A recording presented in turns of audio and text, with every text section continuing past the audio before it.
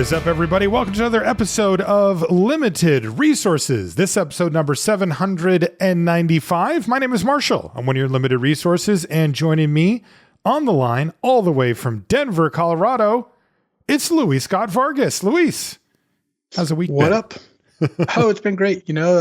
Kids are doing great. We've managed to get to a good routine. I even snuck in some Etherdrift drafts. You talked up the format enough that I felt like I had to, even if as Sierkovitz, am I spoiling anything? As Sierkovitz has said, you're just drafting like there's no metagame, like it's week one, like the Stone Ages. Well, it's not exactly the words I would use, but nor is it exactly the words he used. I was going to say, it's not actually what he said either. And by the way, speaking of Sierkovitz, that's right. He's our special guest for this episode. Sierko, how goes? Oh, that's the first time I'm on this show when I was misquoted before I even managed to introduce myself. So some kind of new achievement unlocked. Well, welcome to having Luis on the episode with you. I meant it in the Honey Badger style, that Luis just doesn't care about what other people are doing. He's just going to go straight for the best archetype anyway. Yeah, Luis basically said he's drafting green-black, and we're like, well, those are the two best colors, so enjoy.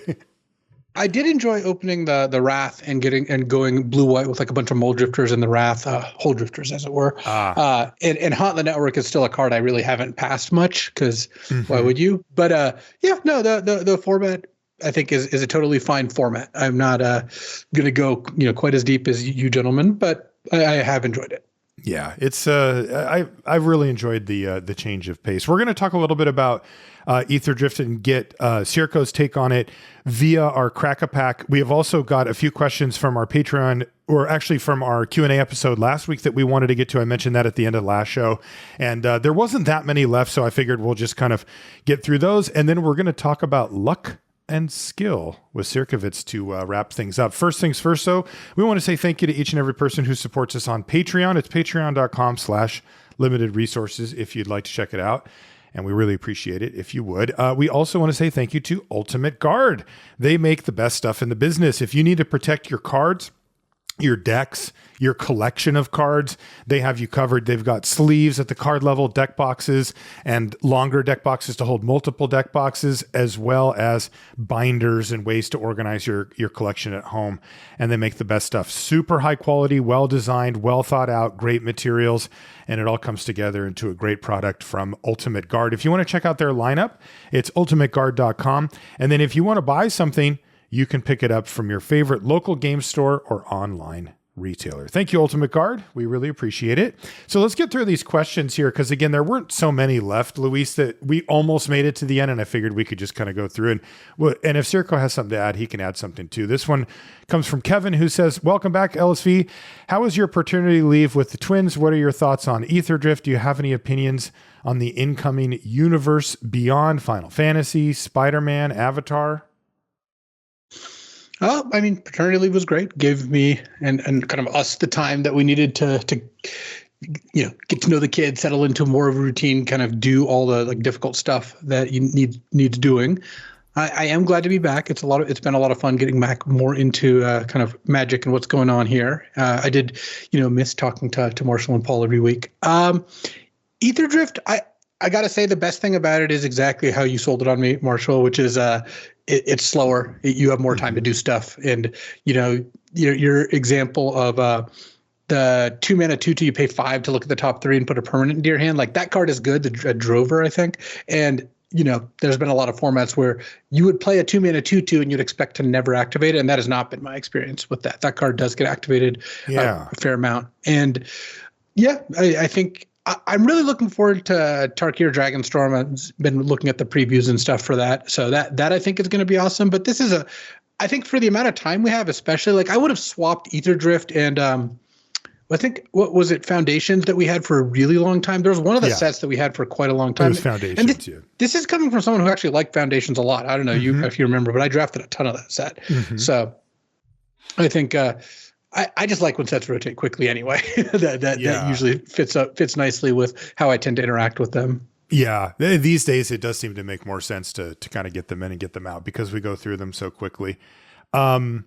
Florian says, welcome back, Luis, and thanks to Paul for doing an awesome job filling in. Is there any chance we will get back either Marshall's draft videos and or showdowns with the Lords of Limited? Missing both dearly. Oh, that's a tough one, Florian. I know for my draft videos that it's just very tough to justify fitting that in as like a weekly thing like I used to do all the time. I don't really have like an awesome, venue for them. And, I'll be honest, it just comes down to like, if I'm doing video stuff, I kind of got to be doing the watch stuff right now for that. And that's just kind of the reality that I'm in. I do miss doing them. I really like doing draft videos. So I wouldn't say that it's off the table for me to never, do them again, but just timing wise, I kind of have to put my focus where it's needed.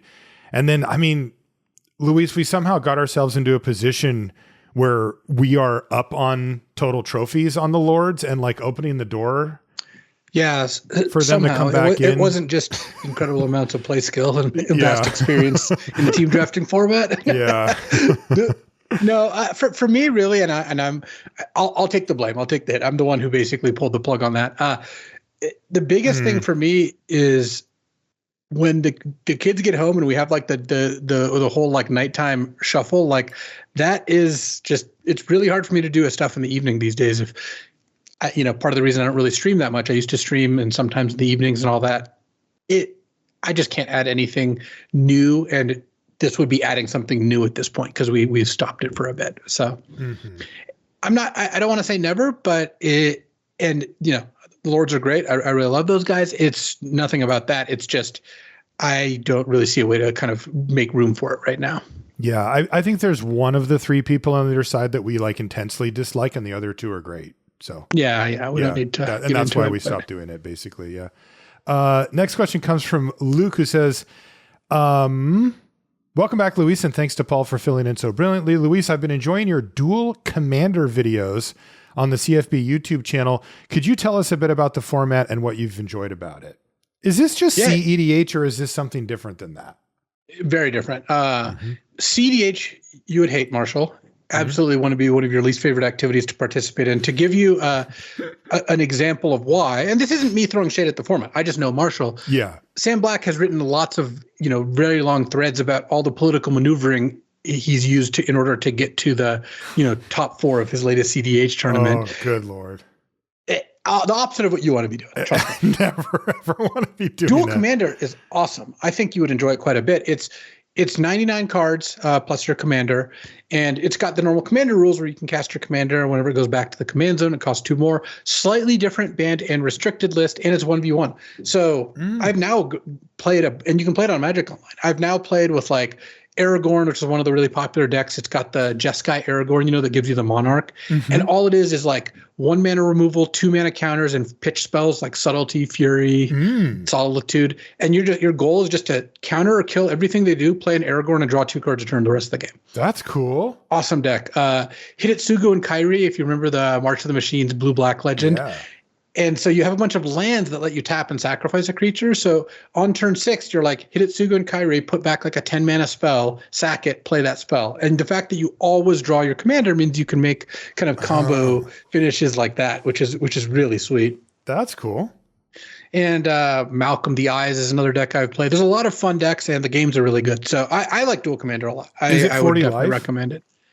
No, it's 20 life, It's which 20 is good. life. It Okay. means aggro decks like Is you there play against, commander like, damage?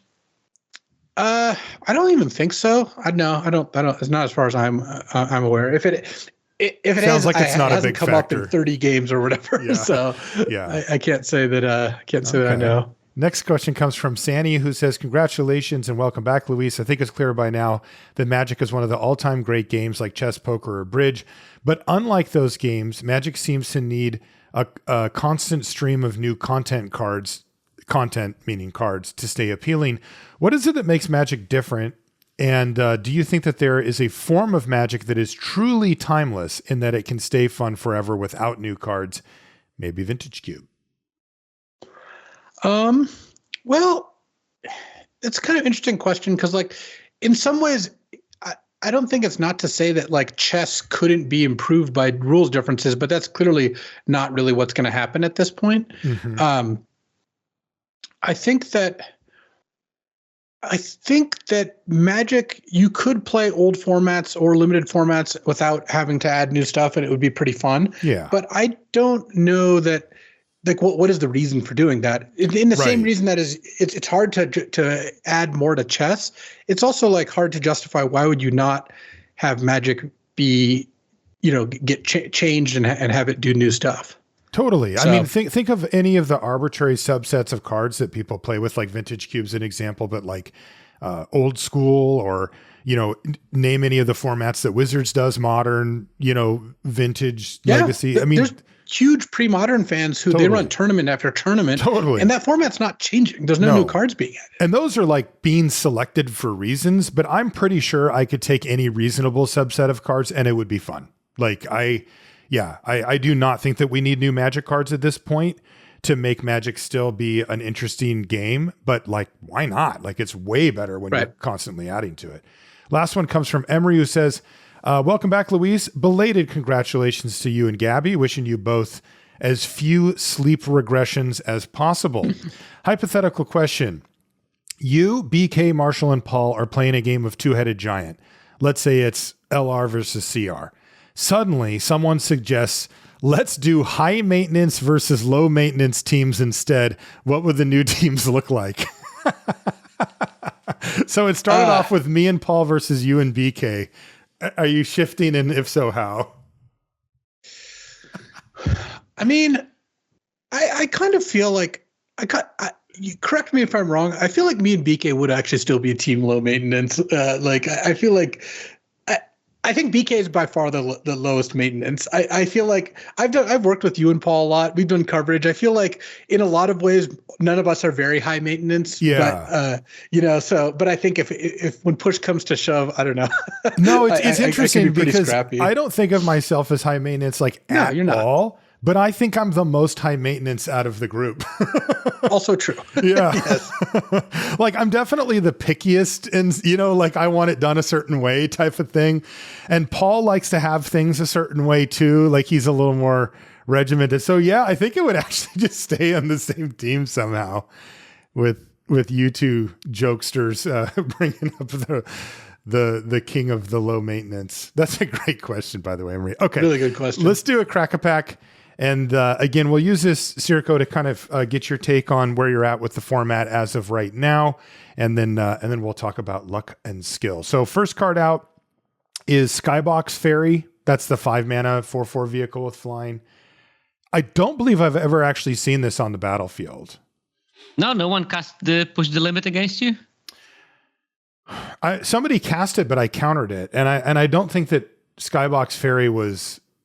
They sometimes do play it in that kind of deck, but yeah, I've been killed by that card. I've played push against the push the limit deck that did not draw push the limit, but they started casting 2 of those skyboxes, and my deck was sort of Ores of Skies, and they were too big for me to handle because I didn't have good enough removal package, and they just won the game. So okay, it can happen.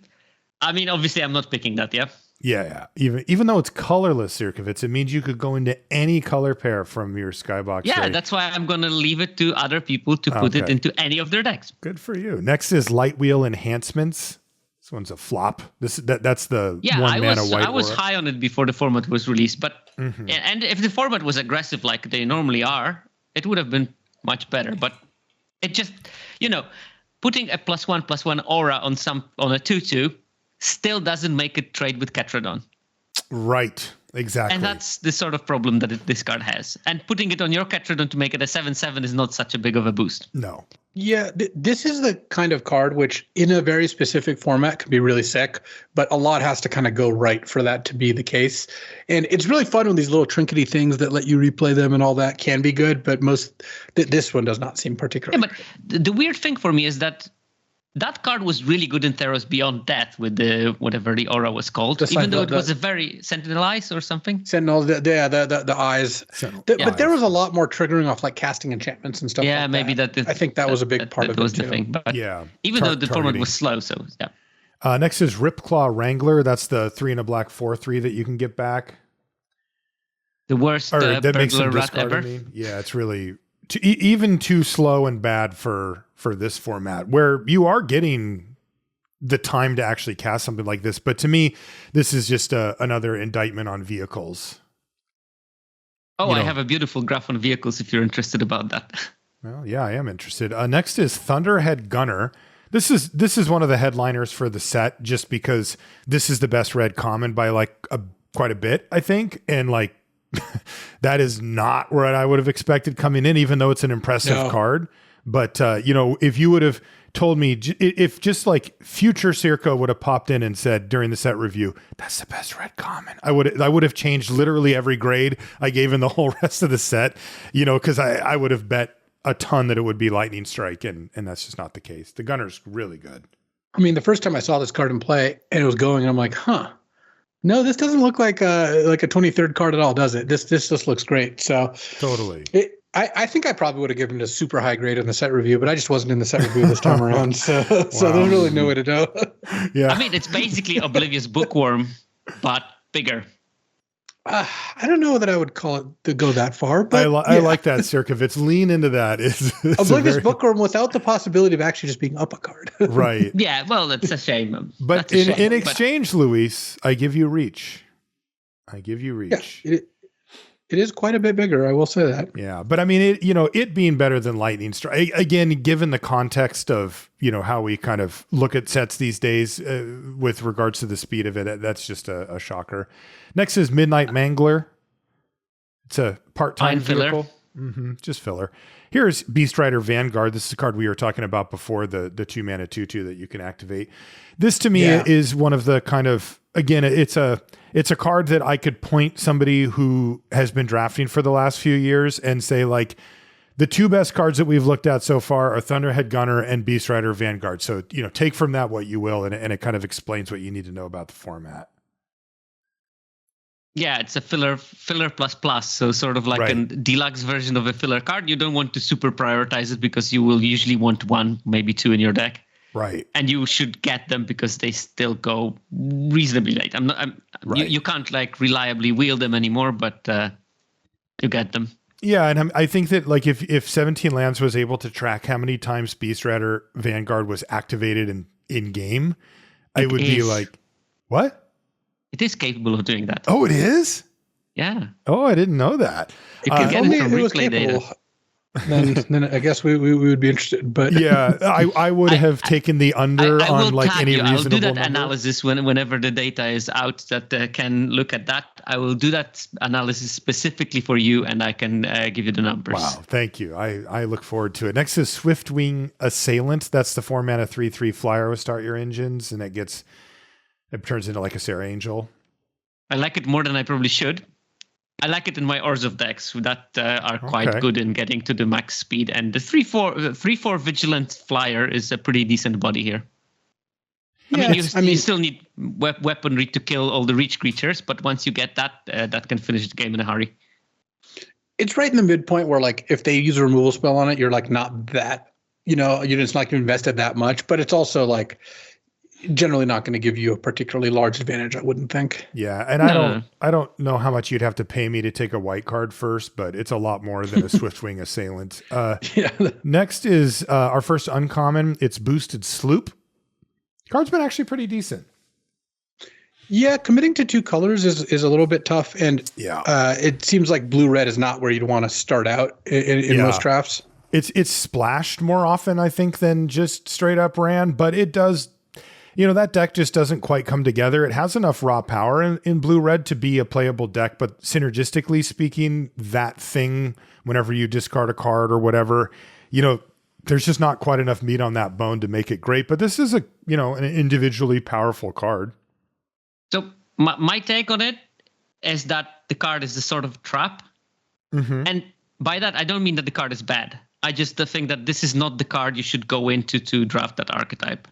You should go in for the Maikos and the Manta, whatever, the flyer, because you need to have, I did the analysis on that specifically.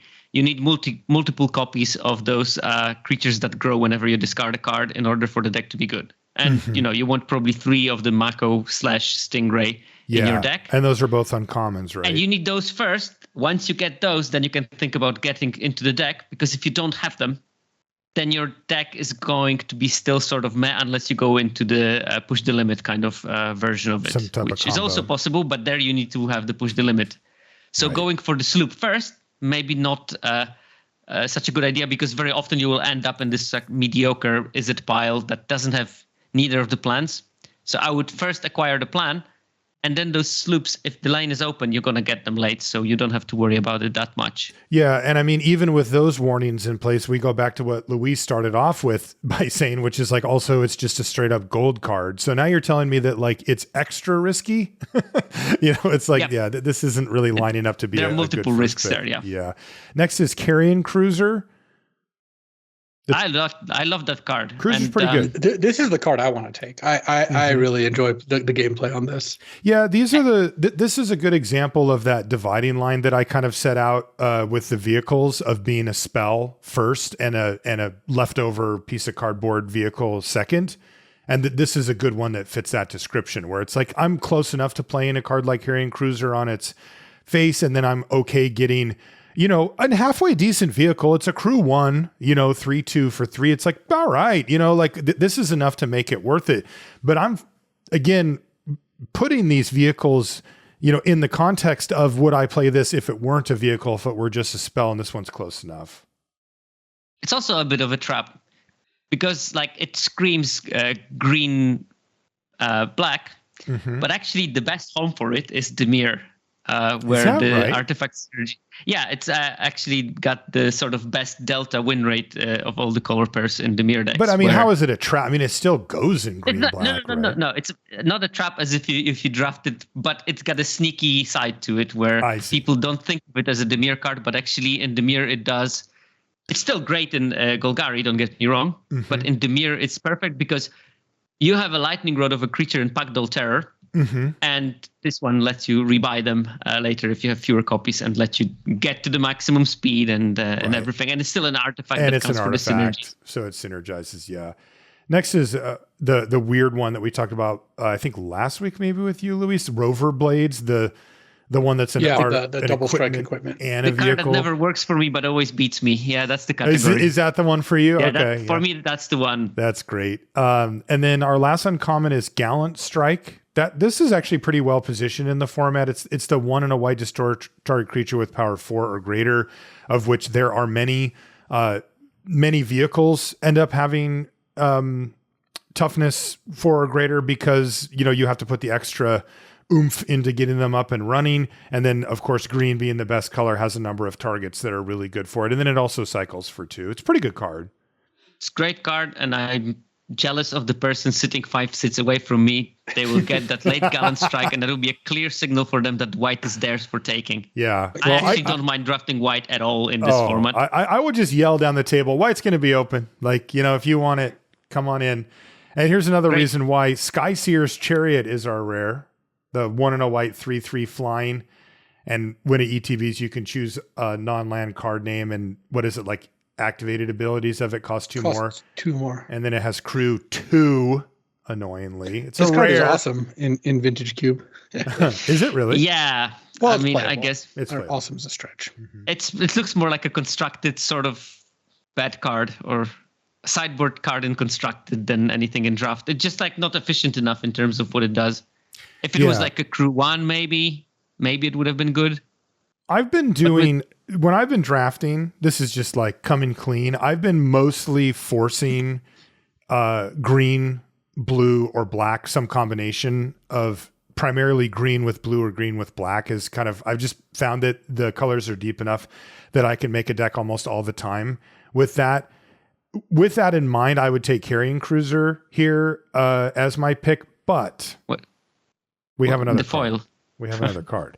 And it would definitely, it's not only the best card, but it also is in my preferred color trio, and it's Possession Engine. That's a 3 double blue 5/5. This card. I mean, there's no way you could pass that here. Yeah. That card is incredible. Super great card. I still didn't live the dream of getting the Frog God with it, but. Oh, yeah. That's one of the only ways that you can actually deal with that stupid thing. I have done that, by the way. Nice. Yep. It all worked out well. So we're obviously taking possession engine, right? What would be second place for you guys? What about you, Luis? We'll start with you. I think that I would take the carrion cruiser second. Mm-hmm. I think you could justify Gallant Strike. I think you could. I don't think you can justify the boosted sloop. I think you could justify Thunderhead Gunner. It's kind of a little bit on color preferences. But yeah, that I would probably be on carrion cruiser, I think. What about you, Sirki? Yeah, I would 100% slam the carrion cruiser. Gallant Strike is the third best card in my opinion, but I wouldn't take it as the third best card because it should go later. I want to have good reasons to be white, and one of those reasons will be that I'm picking Gallant Strikes late, and the other reason would be I open some kind of bomb. And Gallant Strike as a first pick is not fulfilling either of those criteria, so I would rather pick the Gunner because I know that Gunner is A, splashable, and B, is absolutely essential for most of the red decks. Yeah. But Carrion Cruiser will be my first pick because I'm easy to go into the Golgari, easy to go into the Dimir. And you said you liked Orzhov? I do like Orzhov, and it's also great in there. Okay, so there you go. But who knows? Maybe I wield that Gallant Strike and I'm perfectly positioned in my Orzhov deck. That's a little ambitious, but it could happen. But we've got a shiny possession engine in our hands. 30% of the time that it wheels. Oh, okay. Roughly. Yeah. Which is shocking because the card is definitely shouldn't wheel. No. Okay, so big picture, where are you at with the format, Sirko? The big narrative was green out of the gates really, really quickly, and then eventually getting to the point that people were starting to try to figure out what the second best color was and how to kind of counterbalance green a little bit. Feels like black ended up being the color that did that, which also explains why green-black was so dominant early in the format, or unless you're Luis to this day. But has anything changed since that dynamic has come up? Have things, we always talk about draft being self-correcting. Has draft self-corrected in your mind? Where are you at with the format? Oh, definitely the draft self-corrected. You can see that in the win rates where, first weeks, Simic decks, Golgari decks, they had around 59% win rate. Week 3, that dropped to 57, 56, while all the other colors caught up. And actually, this was a very well-balanced format by that stage, where the difference between... There were a couple of stragglers, so the Boros was always on the slightly lower win rate. But all the other color combinations, they were within 1.5 percentage points from each other in terms of the win rates, even closer when you look at the top players. So... The colors are definitely not balanced on the raw power level, but they were imbalanced sufficiently that the draft could self-correct for that differences. And because green became overdrafted very quickly, you could draft Dimir, Orzhov, and even Azorius decks that were competitive with the green ones. And if you found an open lane, Izzet was also a great deck. And there was some multicolor nonsense going on as well. And if you found a particularly attractive lane in Boros, you could also make that happen. It's just very much it's much more difficult in league draft than in the pod draft. But in the pod draft, I think that just finding a good lane made you do nice things. Yeah. And I think that it was also interesting that green was powerful at common and uncommon level, and of course it also had the bombs. That's why it was the best color objectively in the format. But blue and black are sort of probably fighting for which one is the second best color. The big difference between them is that black had excellent commons and quite a deep roster of them because you had the removal spells, you had the engine rats, you had the wicker folk, you had the Pacdol Terror. Blue had absolutely terrible commons, but amazing uncommons. And so there was like a different way of getting into each of those colors and climbing into some kind of cohesive color per draft. So yeah, in the end, it turned out to be a pretty interesting draft format. And white, I think, still is. I actually think that red is a worse color than white, mainly because how open white is and how late you can get those Ride's Ends. And Ride's End, we've seen the Pro Tour. We know that this is a card that can do stuff in constructed formats. That's how powerful it is. I mean, obviously the beans help. Right. But it's still a very powerful common, and I don't think blue has even remotely close in power level card at common in the whole format. So I wouldn't ignore getting those late rides and as an incentive to draft white. And, yeah. I just did a quick search for like the last 2 weeks, archetype wise. And, to go to your big picture point, if you're willing to cut off Boros, which is an outlier in how poorly it's performed. So if you start with the 9th best archetype and you do the spread between it and the first best archetype for that time frame, it's 2.4% separate all 9 of those decks. It's 54.6 up to 57. And I'm assuming is it Orzhov are slightly lagging behind? If you go to the 7th, you're going to get a smaller even difference. Well, I'll tell you what it's showing for me. Orzhov is the best deck.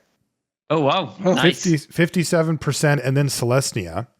And then the Simic Golgari are in the middle, as well as Rakdos. Of course, number of times drafted heavily favors both Golgari and Rakdos, with Simic being the next most drafted. So those. Rakdos, that's your fault, guys.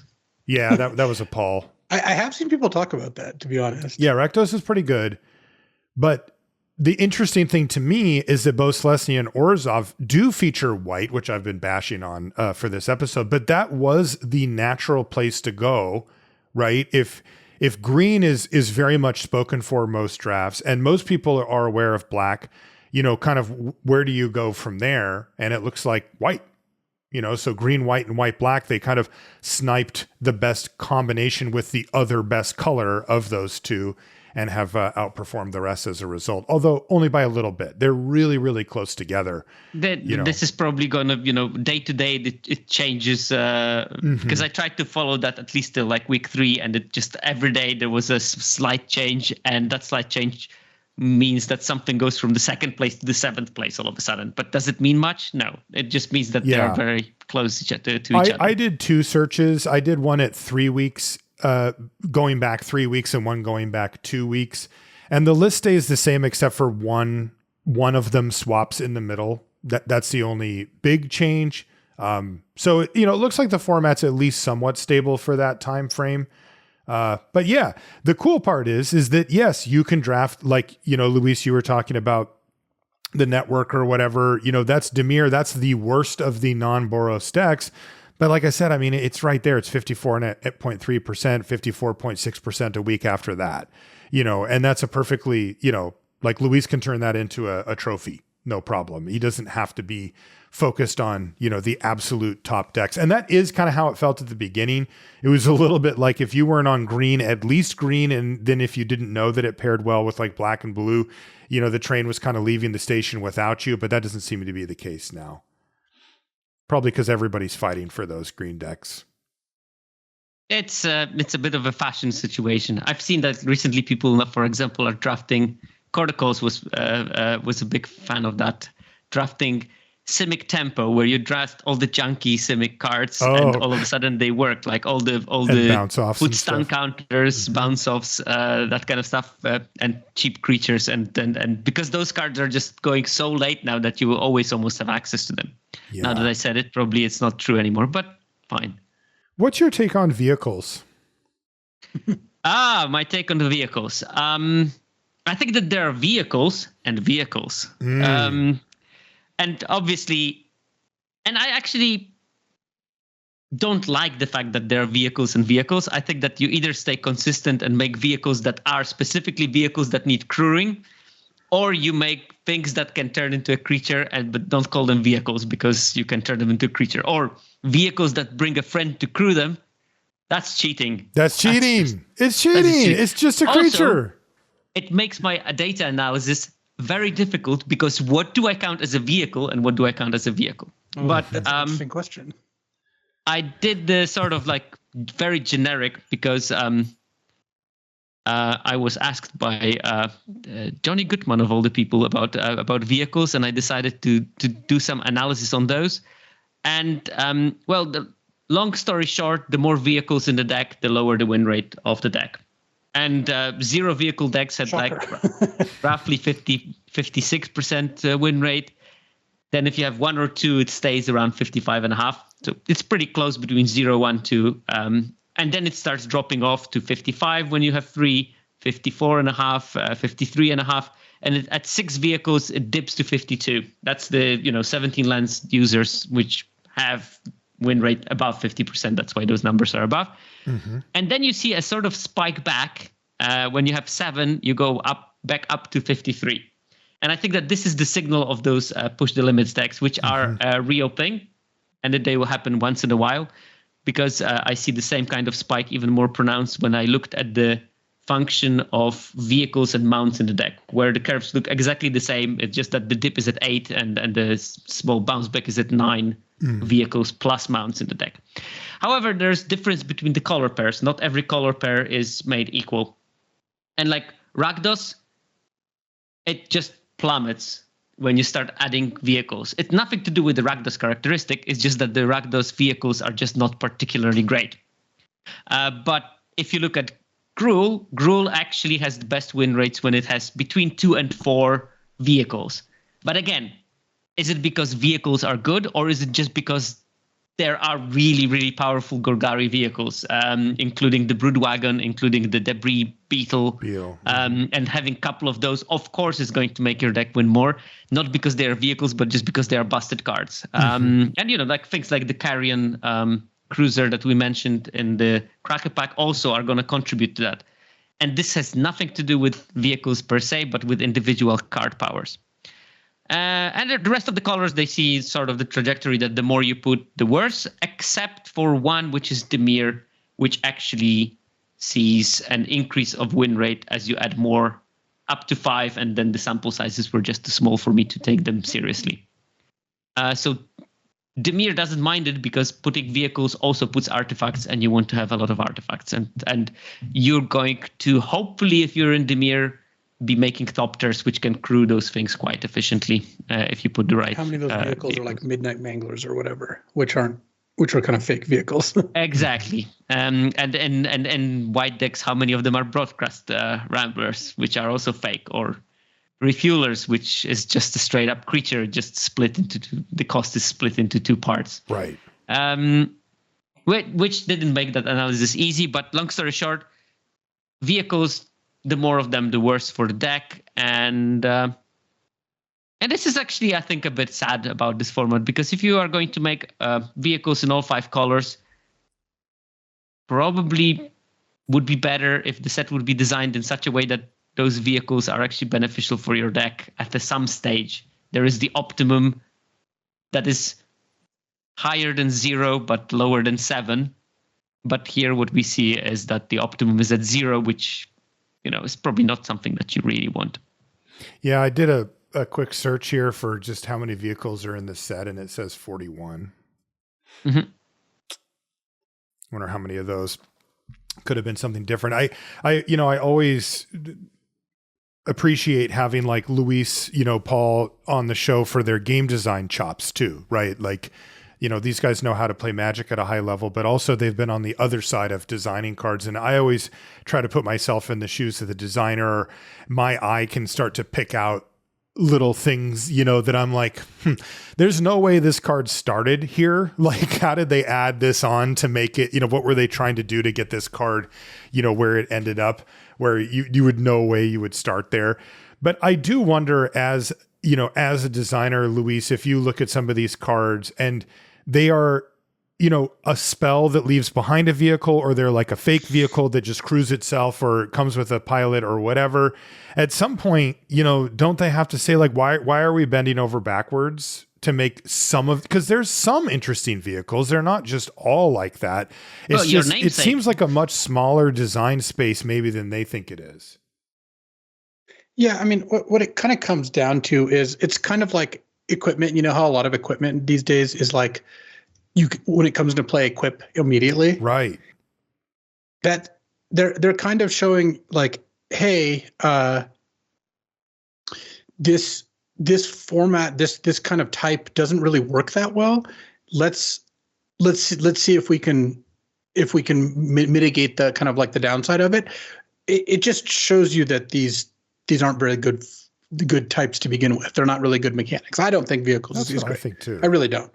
And I think trying to make it so it like, oh look, it gives you a creature that can crew it, or you can crew it in some other way, like Midnight Mangler's always on your turn, on your opponent's turn. Like, that's kind of trying to work around the vehicles, which if it, there's the argument that if this was better, you wouldn't need a workaround. It would just work, or work a little bit better. So yeah, I mean, imagine if you came up with a new type of card called a creature, and then you felt the need to give all of them haste, right? It's like, you don't have to do that because creatures in, basic design of a creature works within the context of this game, and vehicles do too, just not elegantly. What I would hope for from what I like about these cards and Magic and stuff is that we wouldn't have any vehicle sets. I don't see, it feels a little bit against the grain of Magic in my mind. And then it also, the clunkiness of this card type and trying to shoehorn costs and power and abilities and stuff in just feels like you're sort of betraying the idea of the vehicle anyway once you print Broadcast Rambler, where it's just not. But yeah, if you have a cool idea for a card that you wouldn't have been able to make otherwise, if you just made it into like an artifact or something like that, and you want to throw in a random vehicle now that they're established like that, we've already cracked those eggs, you're not putting them back, then okay, sure. Like maybe you wanted to have an Eldrazi spaceship that comes down and scoops them all up and it's part of the story. Sure. Give me some big crazy vehicle or something. But the ones that I am more attuned to are cards like Air Response Unit or whatever, that are just power and toughness with some abilities, and that it's just obvious that you can't get those right. You have to cut something that makes it too good, or the other side of it is that it's just not good enough. And there's no middle ground unless you start breaking the rules of vehicles, like letting them effectively crew themselves. And then it's just like, we have a name for vehicles that crew themselves, right? They're called creatures. Yeah. So anyway, I'll get off my soapbox, although a little spoiler alert for the Sunset Show there about my soapbox is going to be. Basically, the way I see it with the vehicles is like it's not to say that vehicles are a card type that shouldn't exist or they're not interesting. I just don't think that you want to put, like, if you have to do so many that you now have to solve for the fact that they're vehicles, that just makes me feel like maybe you shouldn't make a set around vehicles. So I basically agree with you. You think? I would like to defend the Mangler though. Mangler is a sweet design because it's just a play on this classic blue 2-mana 3/3 creature that cannot attack. So I have no problem with the Mangler itself. Flavor. But, I don't have any problem with the card. Yeah, I agree. I think that the card itself is totally fine. In fact, I think many of these are totally fine. And I really do wish that there was a viable design space for something that is, we'll call it half a creature or a percentage of a creature some of the time, something a little more interesting. I feel like they kind of open up the door with these. They haven't, or maybe they have learned their lesson in that we've had multiple busted vehicles since they've come out where they're just like, whoa, like we went, they have a big impact in Constructed. What's that? No more train, no more boat. Yeah, that kind of dominated Limited. But, if you go to Constructed, it's like, what was it called? The loot one, and then the stupid one that you could like take Planeswalker stuff, Heart of whatever. And it's like, Kieran. And it's like, those type of cards were just too good and then the rest were trash, right? And it's like, it really, becomes obvious that these are very Chariot. Difficult. That was a pretty neat vehicle.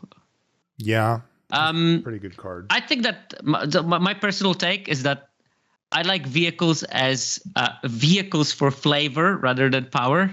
I think that they would be nice in this, this is also something I think about equipment. Every time I see the set that has bigger equipment theme, I'm not a particular fan. But I am a particular fan that there is this big sword that is in the story and it is depicted on a card and it's an equipment, obviously. Mm-hmm. And I also like the fact that, Esika's chariot was also busted, but it fits nicely to the story of this goddess Esika that has a chariot that is dragged by the cats, and it's perfect in that aspect. Yeah. So I would like it more like the flavor kind of thing rather than a mechanistic theme. I think it's interesting because it really does highlight how difficult the job is to do this. Like, if you look at when equipment first came out, yes, they had some missteps with like figuring out how it worked. But even some of those early equipment were really cool, and they made sense, and they were able to find a reasonable middle ground for those in both limited and then in constructed sometimes. And it was like you could see that there was meat on that bone, right? That like a sword or a knife or something that, 2 swords for double strike, a big hammer, things like that were like evocative and cool, and they could price them accordingly. And power them accordingly. And it was like, these work. The problem is that it's like, how many equipments can you think of before it starts getting a little bit silly, right? Where you're just, now you're like doing what Luis was saying, where it's like, well, it auto equips. It's like, well, I get it that mechanically that makes sense, but like, what is this sword like jumping into somebody's hand? Like, what are we doing here? These are supposed to be things that my creatures can use or not use, at their will. With vehicles, to me, it was a little more like a failure to launch type scenario. Like they had a few decent ones, but even then it was already like they were encroaching in that space. And it's like, I don't know what to say. Like equipment's been around for what, 15 years or something? About that, yeah. Is it? Yeah. I mean, it's like, I don't blame them. Like you can only make so many daggers and swords and hammers and stuff like that. So it's kind of like it's run its course a little bit, but they're still around. And I feel like the vehicles ran their source before they came out. Let's talk about our other topic here, Sierko. 2 things that Luis is very familiar with. Well, yeah, because let me give the background story of how we came up with that topic. So normally I just come in and I talk whatever I feel about. But this time I thought that because Luis is coming back after the long sort of quasi-retirement, I'm going to ask Marshall, what are the 2 aspects of the game that Luis might miss the most? And normally I wait days and days for Marshall to respond with his emails. But this time, 30 seconds later, I had luck and skill. So I decided to dig deeper into those 2 topics. That story might be completely fabricated. But that story might be completely fabricated. But no, the actual origin of the story was I played Paul in the Arena Open. Famously. The reason why he's no longer with us because he had to quit LR after getting defeated by me. Yeah, I had to sit down with Paul. We had a little chat after I heard about the loss. Yeah, a little boat trip I heard. No, but I watched this because I was curious from his perspective of the game, and I watched his draft and I watched his open run, and I looked at the draft and it was perfectly fine. And he just didn't get the key cards in the very open lane that he correctly identified. That, there was maybe like the first pick was he was very sad about not picking the wrong rare from the first pack, but it was a close call and really couldn't be blamed for that. It just pack 2, pack 3, even though you could see that the cards are open, the right cards did not appear because they were just not in the pod. And that started me to think about the specificity of the league games, because pod games are like the anecdote about being chased by the bear. You don't need to be faster than the bear, you just need to be faster than your friends. So in the pod, you just basically need to build a deck better than anyone else in your pod, and it's fine. When you're playing League, you have to be faster than the bear because you're drafting in your pod, and even if the pod has relatively lower quality of the cards that is being open, you are going to be dropped into the middle of the arena with people who were in absolutely crazy card power pods, also with maybe weaker drafters that were letting them draft strong cards quite late.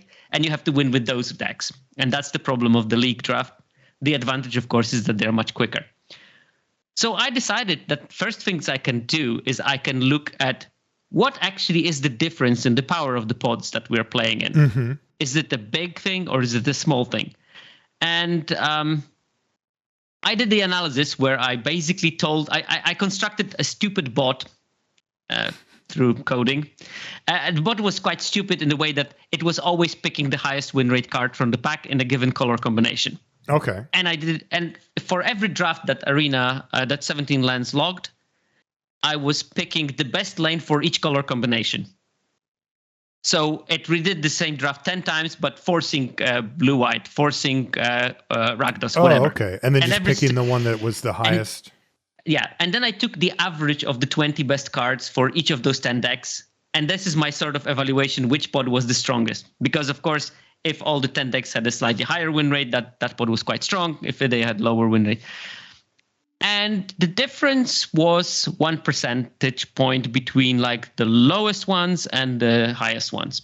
Which, when you think about it, it doesn't sound like much, but it means that every of the 20 cards that you put in your deck has a 1 percentage point higher win rate than the card from another draft that you did. Mm-hmm. And that already accumulates, because one card, 1 percentage difference, not so much. But 20 cards in your deck that each of them is better by this 1 percentage is quite a lot. And this very quickly turns into win rates. So after that, I also looked at how people draft, and I have a graph there that basically shows that when you look at the top 10% drafts and top 10% pods, there is a small difference between them. But when you look at the bottom 10% of the power pods and bottom 10% of the drafts, looking at the decks that people actually drafted, there is a huge gap between them. So there is something that power in the pod is not everything. People also draft suboptimally. You would expect that there's a difference between the pod strength and the draft outcome because you're finding your lane. This one takes time. You might have picked something in a different color because you were speculating and stuff like that. But because those curves of the draft pod and pod strength are not parallel, it means that there is a human factor involved, that some people are just not identifying optimal lanes. But then I did a very simple analysis, just trying to look how much does the draft pod power explain in terms of the win rate of the decks that you draft from those. And it is something. It's roughly 10%. But that means that only 10% of the of your outcome is related to the luck that in the pod that you had. Okay. 90% are different factors, which may be luck in the games as well. So it's not like that being lucky in the pod is everything that you can get from luck. But it will be different things like your playing ability, your drafting ability. All those things will factor in the other 90% of the outcomes. So that's positive. That luck plays a role, but it's not as much as you might want to think. And then I started going deep into, let's look at how different levels of players are dealing with luck in the pod. And first thing that you can see is I checked, 17 lands has those brackets of players. Every 2 percentage points of the win rate is a different bracket. So there are people that have like average 40%, average 42, 44, and it goes up to 70 or something. Oh, okay. And I thought there was like three. There is, but in the data that you can download from 17 lands, there is more of those. It's more but granular. These are set specific. Yeah. Okay. The top, middle, and bottom, these are based on multiple formats, and it's like a more rigorous category. Every 2 percentage points, these are linked to general performance on 17 lands, and they're just brackets of the players. But what you can see is that the higher the win rate, the more likely those players are to overperform their pod, which means I have divided those pods into 10 categories. So basically given them 1 to 10 power scale. And this means that, and I did the same with the decks. I also gave them the power scale from 1 to 10 based on, deciles of the distribution in the data. Okay. So if you are a high win rate player, you are much more likely to overperform. You are sitting at the pod that is a 5, but your deck will be on average a 6. While players with low win rate, they can be sitting in the 5 power pod and their deck will be a 4. Okay. And this is a big difference. And this accounts for so much in terms of their win rate. Another thing I found is that the better the players, the more their win rate is linked with the power of the pod. Oh. So if you end up with the poorer pod, you will end up with a slightly poorer deck. But players that are winning less, independently if they are in the 10 pod, like the best you could possibly get, or a 1, their win rate is relatively flat, which means it's the player that is the main factor, not the pod strength. They are doing bad decisions, and this is the reason for those 2 curves I mentioned earlier that diverge. It's definitely a human factor. Because it doesn't matter what you hand them deck-wise. If they're going to make poor decisions in the game, they're well, still no, stuck. I'm not even looking at the game. They are going to make poor decisions also in the draft, probably, because their decks are also going to be sort of more independent of the power level of the pod. So I see. So that is the thing. But, so the strength of their deck is still going to be low. Yeah. Okay. There is also some good news and some bad news. Good news is that if you end up in the 10 power pod, you are very likely to end up with a 10 power deck. It's like around 36% of the decks from 17 lands users that were in the 10 power pods ended up being 10s themselves. Okay. But on the flip side of it, if you end up in the 1 power pod, it's almost impossible to get a 10 power deck. Okay. While it's very possible to get a 1 power deck when you're in the 10 power pod.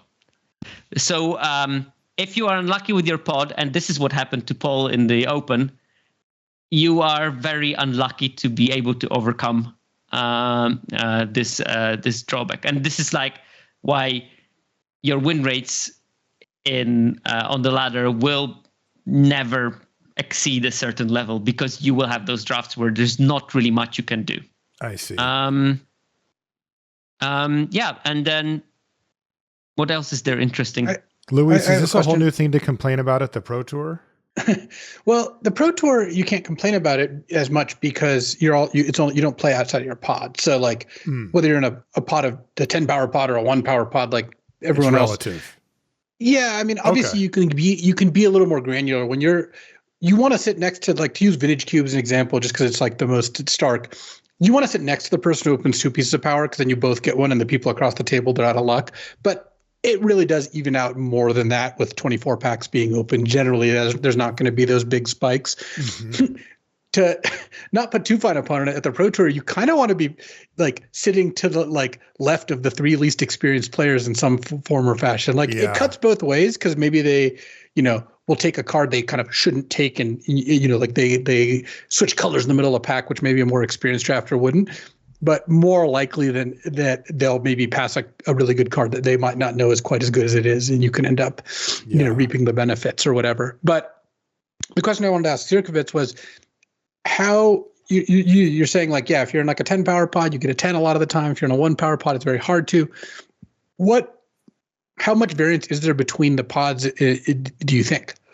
Like, do you have data on that? Like, if the average pod is like a 5, let's just say, because like that, I don't know that that's true either. Do that, I guess, depending on what that means. If the average pod is supposed to just be a 5 or whatever, but how much variance is there between pods? Like, if I join a random pod on day 2 of the Arena Open, how likely is it to be 2 to 3 points different from my opponents? What does that bell curve actually look like? Well, it's not I unfortunately cannot show the graph, but my marking, my grades from 1 to 10, they are not based on this fixed win rate. They are just based on the deciles, which means that there's 10% of the pods are 1s, 10% of the pods are 10s. Okay. So it's a wide diversity. The issue with that the data is normally distributed, which means that 1 and 10 are wildly different, while 2, 3, 4, 5, 6, 7, 8, and 9 are relatively close to each other. Because you got the tail end of the distribution in 1 and in 10, while you get the sort of like bulk of the distribution within those 2 to 9 kind of ranges. So you are as likely to be in a 1 as you're going to be in a 10. You're very unlikely to be in like an extremely good 10, which are probably like the top 10% of the. Somebody would say an 11. Someone would say an 11, but it wouldn't be me. Also, there is one thing to note is that this looks at the average of all the 10 2-color pair lanes in a draft, but already average difference between the best color pair and the worst color pair within a pod is going to be 1.5 percentage points, which is higher than the difference between a 2 and a 9. Mm-hmm. And this is the reason why good players do better, because they are more likely to identify the open lane. And in fact, I looked at the numbers for that, and the higher the delta between the best and the worst caller in the pod, the higher the average win rate, and it is pretty progressive. So what does that mean? So if the difference between the worst lane that you can pick in the pod and the best lane that you can pick in the pod is large, 17 lands users allegedly will notice it and they will pick the best lane. I see. Because they see it at a higher rate. Yeah. And because of that, like if you are in a pod that has a high delta between the worst draft lane and the best draft lane, they have average 57% win rate. If they are in a pod that has a low delta, which probably means that it's generally a poor pod, because low delta means that your Golgari lane is as good as your Boros lane, right? Which is not optimal. That should not happen. Yeah. Yeah, exactly. Then they have the average win rate of 50. So wow. And it sort of proceeds relatively linearly, which means the higher the variance, the more likely you're going to be able to identify a good lane. Right. So the better the player, if they have the ability to find a good lane, they are more likely to find it. Exactly. I mean, all of this is describing why I think draft is the best way to compete and why it's my favorite of all the tournament formats. There is just this cascade of advantages you get where knowing how to draft well, knowing how to play well, knowing how to build your deck well, that's downstream of drafting. All of these things add up, and I think that there's more win rate to be gained than in the typical constructed format where your opponents basically all have good decks, have probably played them enough to know what they're doing. In draft, it's yeah, you could play someone who's good and knows what they're doing and can play technically proficiently, but if they're not that good at draft, then they're going to end up with a deck that could be multiple to even double-digit percentages worse than what they could have in an ideal world. And it's part of why when your opponent plays a card that has a 49% win rate on 17 lands, you're feeling pretty confident, because not only is the card bad, it's in bad part because only bad players will play the card. The flip side of that being, if it's a very niche card, and it's a card that only really good or really bad players play, then yes, that could be a different story. But I just am listening to Sierkovitz, go through this, and I'm thinking yeah, draft is so awesome. Yeah. There's just so much you can do. It is reinforcing about how it compounds, right? How skill compounds over the different stages of a draft. Yeah, I'm not even looking at the gameplay here. And right. Those differences are, probably they're reflected because the problem with analyzing those things is that lots of things are correlated with each other. So if you're a good drafter, probably you play at a decent level as well. Yeah. So you will have the signal of good player on top of the signal of a good drafter. But yeah, I found that it's nice to show that, there is an impact of luck and you can easily measure it, but also that part of that luck is in your own hands. And in the end, if you are an average, 40% win rate player, you will have average of 40% win rate independently whether you were on the pod that is a 1 or a 10. But even more weirdly, independently whether your deck is a 1 or a 10, you also have around 40%, which means that you can't gain advantage on being in a good pod, but also you can't get a good advantage of having a solid deck. Right. While if you are a 66% win rate player, if your deck is a 1, 52% win rate. If your deck is a 10, 70% win rate. That's crazy. Yeah. And this 52 is a slight outlier. Mm-hmm. We're going to finish our conversation, Luis. I know you have to take off. So good show. So we'll do so. Thanks for hanging out. Yeah. As always, it's a pleasure, Sierkovitz, and I will see you gentlemen next week. Okay. We'll see you next week, Luis. The thing, Sierkovitz, that's really standing out to me is kind of what you started off with. I'm trying to get my head around it, but you were talking about, you're putting these things into these 10% chunks, right? Yeah. But the difference between the top one and the bottom one is small, right? Yeah, it's around. You said it's 8% that separates That's them? the difference between 2 and 9, because I don't take those tails into account because they are slightly different. I don't know. But that's like very bunched up, right? I mean, it is a conclusion that you take that in general pod strength is fairly bunched together, and that it's not, because I'll tell you, since we transitioned to league play, like as the default, which was years ago, 10 years plus ago or whatever, right? When Magic Online finally decided to do league play, that's how Arena's been since it came out. You will hear rumblings of, oh, I guess I just had a bad pod, maybe every once in a while from people who really know stuff, like, hardcore Magic players, hardcore drafters. But I'll tell you, Magic players, they know how to find unlucky things to complain about, right? Like go to any store, I lost 6 die rolls in a row, blah, blah, blah, blah, blah, right? They will find the thing that they, to pin their loss on, especially, people that haven't really kind of gone through the gauntlet of playing as a professional at games like this or whatever, where you kind of internalize that stuff. And that is not one of the complaints that you hear most commonly. Right? You'll always hear, I lost a die roll, I got mana screwed, my opponent did this, that, or the other thing. But it is not actually that common that people say, I had a bad pod. No, but I think that it's also limited grinders are not as minced through life as pro players, who have to deal with the fact that their win rate is around 50%, even though they are probably one of the best in the world, because Pro Tour is very hard and no one random except for me once in 2001 gets into that kind of arena. And limited grinders are sort of similar. You play so many drafts that you just know that, okay, well, I just had a bad draft. Let's move on, play the next one. It's going to be better because... Let me put it to you a different way. If some player at your local store or whatever, if they come to you, hey, how did your round go? You ask them, and they're like, I lost again. I lost the die roll.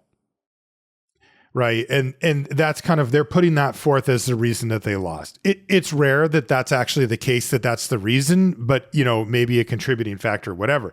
But if we look at the game win rate on the play data for, especially like if we take Etherdrift out, although it is still high in Etherdrift, but it's particularly high in the previous 4 to 5 sets or whatever, as an analytical person, I would tell that person, well, how about we don't focus on the things that we can't influence?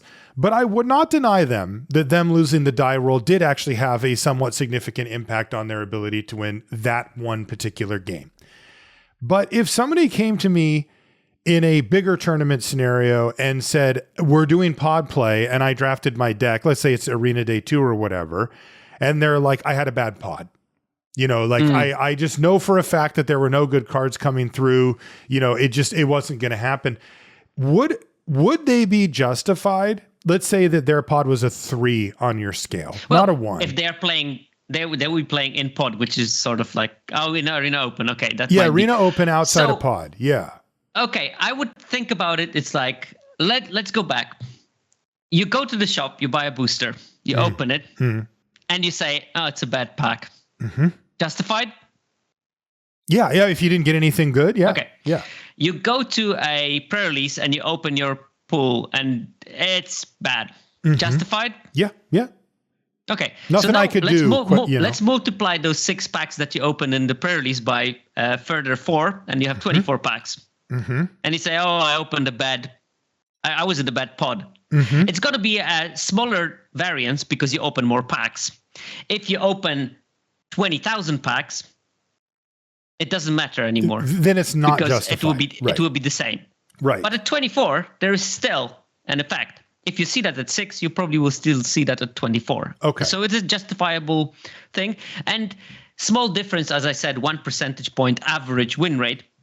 But again, 23 cards in your deck, each of them 1 percentage point lower than the corresponding card in your opponent's deck. So it was 1% per pick is the way to view it? Yeah, because it's an average. Yeah, it's an average win rate. So average, you add up all the cards and you divide them by the number of cards. So, but if you were to put this into, I guess I don't understand how that works. But is that what you're saying win rate means?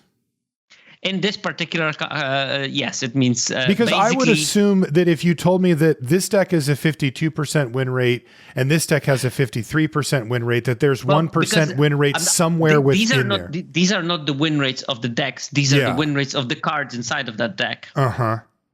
Which means that on an individual if I card have 20 basis. cards in my deck, and each of them is 56.5% win rate on average, I might have a 60, I might have a 54, whatever. And the other deck is a 55% win rate deck, then every card is 55% win rate. Okay. This is the difference we're talking about. And that's not nothing. Because the difference between one common, okay, I have one common that has a 56% win rate, one common that has a 55% win rate, that's not a big deal. Right. But if all my commons are 56%, I see. Okay, I'm with you. Yeah, that's interesting. So it is interesting because, there is a very big dividing line, right? The stuff that we're talking about, there's two things. There's the strategic elements, right? Where if you lose the die roll, ignore it. I mean, play accordingly, but ignore it strategically because it's not an addressable strategic factor. And any amount of mental or intellectual energy that you put towards the fact that you lost the die roll is being taken away from wherever else you could put it, a mulligan decision, a tough combat, whatever, right? So inadvisable, right, to focus on that. People have asked me for years, how was your die rolls today? I'm like, I literally have no idea. Like, I don't track it. I don't want to get into the mental state of going, oh, there it goes again. I lost another die roll. I really try to distance myself from that. And it is interesting to think that, if we think about this in terms of, well, did I get a good pod or not? I do notice that.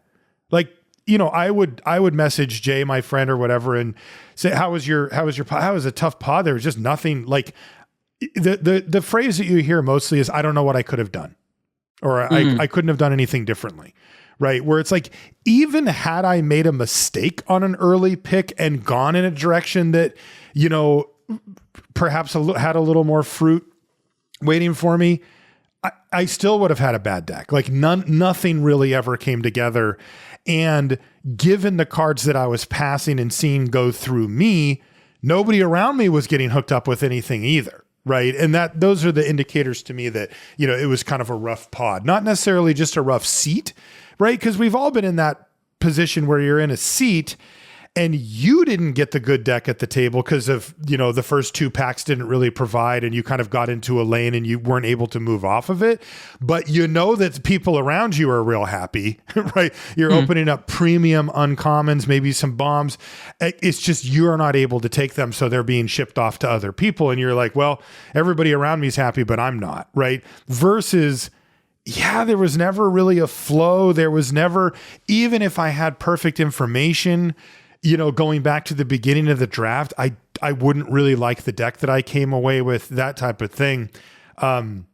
We've all been in those type of situations, but it is really interesting to me that even though that gap is significant, to people like you and I, it is relatively small, right? I mean, that is not the type of thing where I could come to you and just say, there was literally no way I could have done well in this tournament because, I was screwed from the get-go or whatever.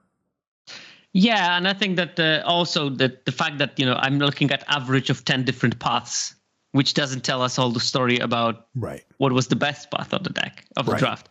And the difference between the worst path and the best path is bigger than the difference between a good pod and a weak pod. Yeah. So you can sort of sort it. But if you are in a particularly weak pod, like the ones that I'm talking about, where they are at the end of that tail, there's not much you can do.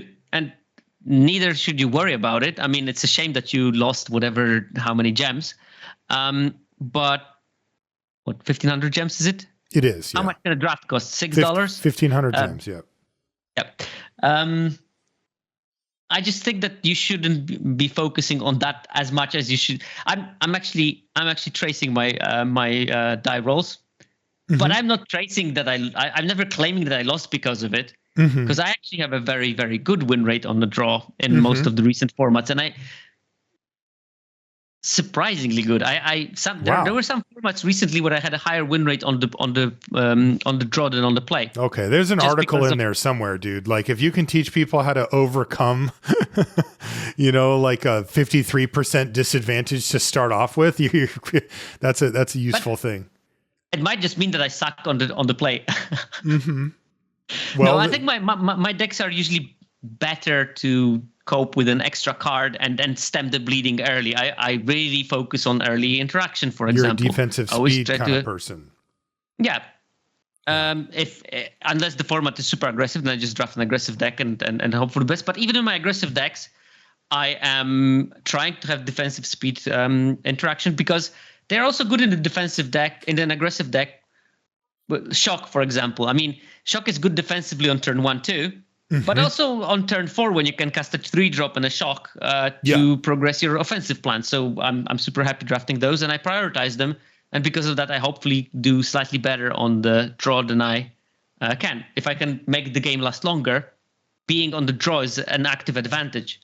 So once you get through 9 to 10 turns, you are actually advantaged by being on the draw. Yeah, it's just the hard part. If your deck has a plan to last till the 9th and 10th turn, you actively want to be on the draw. And I think that a lot of the data that shows the advantage of the play is bad keeps. Bad keeps on the draw are particularly punishing. I mean, are there bad keeps now? It's weird. This is off topic for what we're talking about, but it is always jarring to me after playing, because I, like many others, just play mostly Premier Draft, best of one with the hand smoother. And whenever I play traditional or real life or whatever, it's like, oh, I have to kind of, slap myself and go, no, you have to make like actual mulligan decisions now, because I mulligan so infrequently in best of one. It's very rare, but I mulligan a lot in traditional. Like I'm pretty willing to, make sure that I have my, to not take any like crazy risks with that type of thing. And the difference best of 3 and best of 1 from 17 lands users is something like 20% in best of 3 and 10% mulligan rate in best of 1. So about double. It's a solid chunk. And some players, I probably have like 4% mulligan rate in best of 1. I probably do too. 10% sounds high to me. I don't think I mulligan 1 out of 10 times. 10% is high. I would prefer to have it lower. But that's what I mean about bad keeps. I don't necessarily mean that people keep bad hands. I just think that they mulligan hands that are good enough. Oh, I like how you think, Sierko. That's great. That's what I was thinking too. Because I keep a lot of hands, especially in best of 1. I do. Why do you keep a lot of hands? Because your deck is designed to keep a lot of hands. That's because exactly you have it. like 11 2-drops or 2-drop interaction spells, whatever. Totally. And if someone has 4, right, they will mulligan more often. No, well, yeah. I mean, that's really the key, right? Is that like when you finally put together all the pieces, this is one of those things that's, you can see people when they kind of figure it all out, right? Learning to become a good drafter is multifaceted, right? There's many different things that you need to learn and understand and put together. And at any various stage of your development, you may have some of those under pretty good control and some of them less so. We call that like a leak, right? Like you've got a leak in your game where you're not really paying attention. A really good one that's come up numerous times, because it's one that Paul's very disciplined about, right, are mana symbols. Right? If it's a 3-mana card with a double mana symbol in it, like he wants like that has to be your primary color. Like he will not put it in his deck if it's his secondary color. And he wants his primary color to be like 10 mana sources of that, if not 11. Frank Karsten article about mana sources, please. Everyone should read that one. Yes. It tells you how many sources you should have in your 40-card deck to support a 1 BB card in your deck. And exactly. It's more than you think. Right. Especially when it's a creature that you're hoping to play on turn 3 versus a card like Spin Out that's good on turn 4, 5, or 6. And, this is nuanced. This is difficult to understand. There's a lot of exceptions. But like when you get to the level of understanding that and putting that together with your mana curve being relatively low, your mana being relatively good, the cards that you take actually affecting the board versus like, yeah, I played something on turn 2 and turn 3, but it was like an artifact that's going to benefit me later in a card draw spell, and my opponent has 6 power out and I have nothing, right? You limit yourself on those type of cards, and you start to put together all the pieces. Then yes, all of a sudden you can start keeping hands that maybe look a little bit sketchy. And it's because, as you said, your deck is going to provide, you have enough lands, you have enough cheap cards, you have enough interaction and enough things that actually affect the board that, you know, it limits the number of things that you can draw that don't do that. Where if you look at the average developing player's deck, they are going to be looser. You know, they're going to be like, this card's 1 double red, but it's really good. And even though I only have, I'm on like a 10-7 and it's on the 7 side of it, or a 9-8 and it's on the 8, I'll just throw it in there. You know, it's fine. Right. And then they have a couple too many of the airball cards that just draw you cards, or again, set you up to do something later, or, you know, cycle, but don't affect the board. And they are willing to be like, well, that's fine. I'll pay 2 mana. I'll get my card back. Right. Where like you talk to somebody like me or Paul or probably you, and we're looking at it like, I better be getting something for that. Like I am not okay with spending 2 or 3 mana just to get a card back. Like you'll hear people say, well, that's like the worst case scenario. It's not that bad. And it's like, no, it's bad. Like you cannot do that, you know, consistently. But again, now all of a sudden we have the 1 double red card, a couple too many airball cards, you know, a cycling card that you're not really going to play. And even when you do draw out of your sketchy keep, you can't come back. You can't reestablish yourself in the game, and you can't, Marshall, there is a good reason why your podcast has 795 episodes. Before you cover like all of those topics once, you have a whole generation of new players that need that repeated. Yep, it's true. And it is a perfect business model, I have to say. Yep. It's also like from the same analysis that I did the same analysis, but I didn't look at the top 20 cards, but at top 10 cards to look at the top end of the deck, like the stars of the deck, to put it like that. Uh-huh. And interesting thing that I found there is that those good players, they will have maybe more decks that are weak at their top 10 cards. Oh. But fewer of those decks that are weak with all the 20 cards, which makes me think that the inverse is true. Players that are weaker in terms of the win rate, they will often have those decks that the top end is fine, but the last 10 cards of their deck, not so good anymore. Oh, that makes perfect sense. And this is another thing that, you know, you open your hand and you have the bottom half of your deck. Yeah. Good player, their bottom half of the deck is perfectly serviceable. Right. Weaker player, the bottom half of their deck is just dregs. And you can't win with those because even if you cast it on curve, your curve is just so much behind whatever the opponent is doing that you can't be winning those games. Yeah. And if you're listening right now and you're like, a good example that I would give you is think of the best player who you play with regularly, maybe your local game store, your friend, or, you know, somebody who sends you their screenshots from their arena drafts, or you watch their stream or whatever, right? And you think about how many times that good player is just completely out of a game, right? Where they just don't do any meaningful game actions and get ran over. It is almost never do you see good players just have a complete game where it's just like, I didn't really do anything and I died.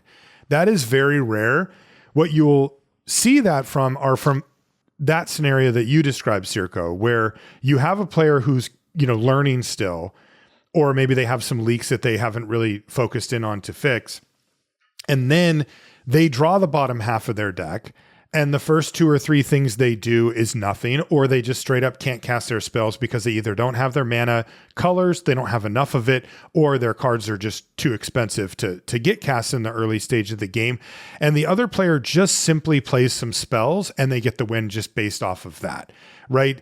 When you find yourself on the bad end of that, that is usually a good time to reevaluate how you're building your decks and to, you know, start to focus on that. Because one of the things that I learned really early in doing the podcast was I was at the local game store and there was somebody who was relatively new to drafting. And they asked me, will you help me build my deck? They had already done the draft. So this is their card pool. They said, here's what I built. And they had already played a round. Pretty casual scenario, obviously. And they had lost the round. and they said, I don't know what I did wrong or whatever. So I said, okay, let's lay out the deck. And I laid it out. And it turns out that the pile of cards they drafted was pretty decent, actually. It was fine. It was a C, C+. It was a perfectly serviceable draft deck, and it would be capable of getting wins.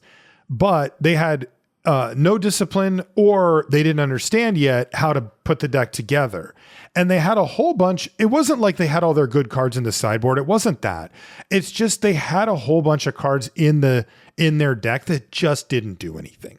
Right. The kind of builds that I've been describing here. It's like, oh, I've got like 3 equipment and 3 card draw spells or something. Right. It's like, yes, these are good cards, but you can't have 6 cards that just don't attack, block, kill something, do something also pull you to in the 2 board. Different directions, not to mention that. Yeah, and right, and they don't work well together, right? Like, you want your equipment to sort of sub in for your combat tricks and to have a whole bunch of creatures. And when you've got a bunch of card draw spells or cutesy artifacts that are like, doing sort of off-topic things, it's not going to come together. So I just, focused the deck that person had. I took out a lot of the air and just replaced it with creatures. They were just like, C-level creatures that he had in the sideboard. Things with body. Yeah. And I handed the deck back to him and I watched him play, and he did well. He won his last 2 rounds, but I could tell standing behind him and watching that it was like, I didn't give him a choice. Like every card in his hand did something. So it's like, if you're going to cast a spell, it's going to be on the battlefield and it's going to attack and block whether you like it or not, right? And I felt like I had handed this player Excalibur, right? Where it was like he wasn't very good at Magic yet, but I gave him this weapon that it was like almost hard to screw up as long as you were willing to tap mana at some point and cast spells, right? And that was a big moment for me because I was going, oh, like this is kind of where we need to aim the podcast. Right. And this is actually what ended up being like a precursor to what we call the CABS deck, the cards that affect the board state style deck, and as a palate cleanser. Right. Because of course, like everybody watches Luis draft or Paul and I or you or whatever, and they're like, well, you guys aren't drafting CABS decks. And it's like, right, that's not the end game. But if you aren't if you're struggling at F&M, a good palate cleanser would be to draft only cards that are creatures, removal spells, and an occasional pump spell combat trick in there. And those are all of your spells. That's it. There's no other anything going on, in there, and see how your win rate does, and my guess is that it would go up. We're pretty far off topic, but this is good stuff, Sierko. I mean, do we ever follow any topic?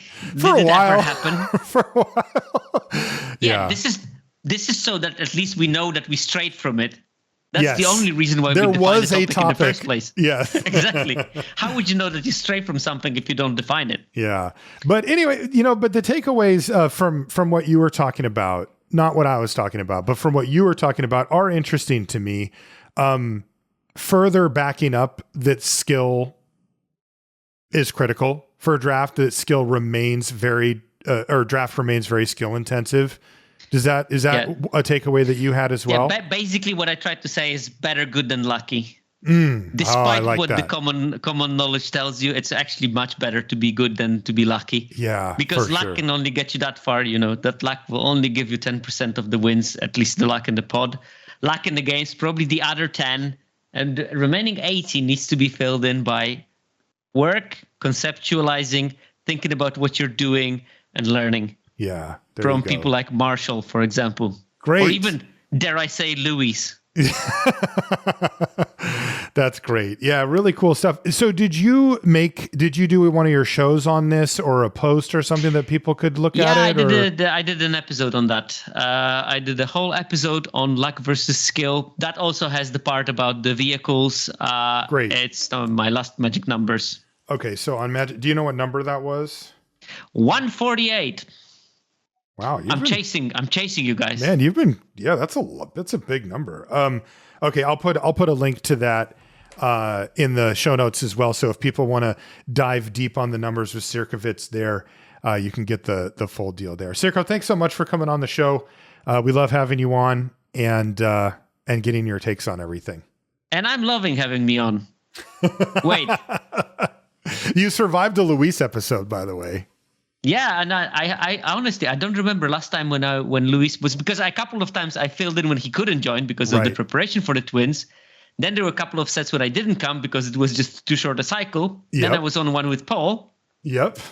So it must have been ages. Last time probably was like March of the Machines or something. Maybe Murders Carl of Manor was last time when I was in Luis. Yeah. Also, the conversations behind the scenes are often like, hey, you know, what are we doing for the show next week? And I'll be like, Sierkovitz is coming on. And then Luis will say something like, oh man, you know, like I could take that week to get caught up on a bunch of the kids stuff or whatever. Like, is there any way you guys can just do it? And then we're like, yeah, you know, that's fine. He likes coming on when you're on, at least to make fun of you, if not hear your insights. But I was disappointed this week because he's a little rusty. Yeah, he needs to work on that. Not only luck, skill, but also banter. After all, I heard about the Denver people being trash talkers, supremes on Twitter for the last 2 weeks. I was expecting much more. Okay, well, you got to let him warm up. He's got a little rust to knock off. Nothing on Europe. Yeah, there you go.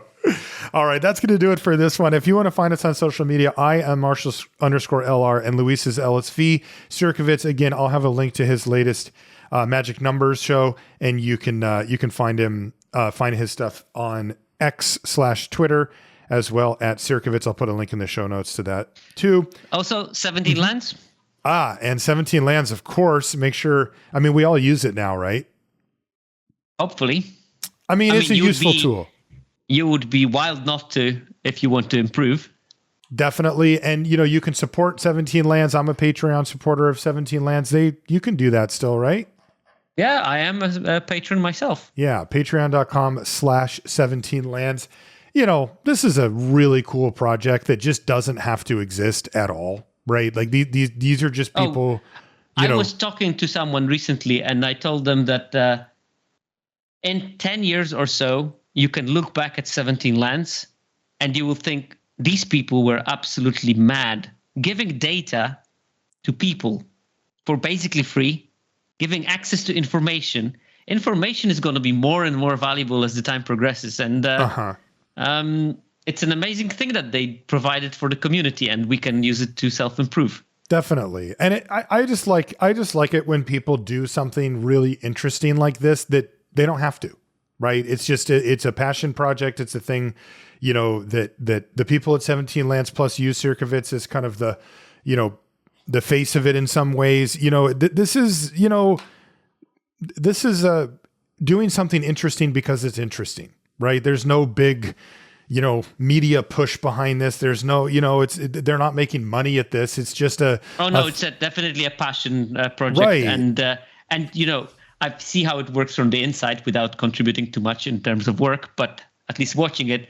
And it's amazing how much effort people put to get those minutiae ironed out before the new set comes out. I mean, it's a better product. You can imagine product. How much work goes in there. Right. I mean, like 17lands.com is a better product, like for what it's trying to do, than many paid like businesses, you know, like straight up for-profit businesses or whatever. So anyway. Sometimes love beats finance. Yeah, sometimes. Totally. And, you know, and I mean, I want them to make money at this. Like, I think it's cool and I want it to stay around. And I know that that's part of what it takes to have a passion project stick around for a long time. And they're making something for us limited players. So anyway, 17lands.com at the top, they have a link for their Patreon if you want to support them there. I do, Sierkovitz does.